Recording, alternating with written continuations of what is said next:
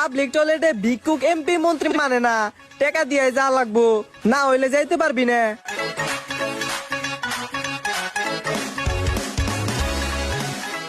আসেন আসেন মুইত্তা যান, আর না হইলে আইগা যান, আজকে আছে বিশেষ স্যার, আজকে আইগা কেউ হইবেন না বেজার।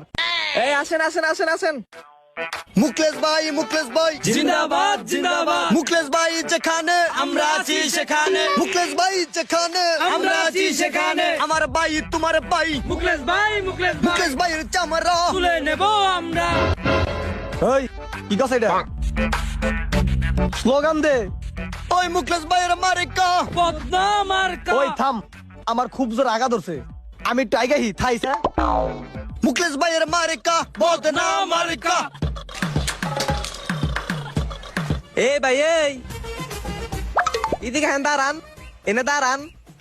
আপনি আমার পারমিশন স্যার আমার পাবলিক টয়লেটে ঢুকছেন কে? আমি কেরা জানেন? এই পাবলিক টয়লেটের মালিক, আমার তে পারমিশন লইবেন না।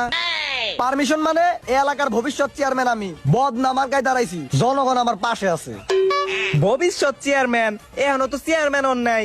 যাই হোক এত কথা বাদ দেন, আপনি যদি মুততে চান তাহলে 5 টাকা, আর যদি আঁকতে চান তাহলে 10 টাকা দিতে হইব, আর যদি ভিআইপি টয়লেট চান হাইকমেন্ট সহ তাহলে 20 টাকা করে দিতে হইব। কোনটা করবেন কোন?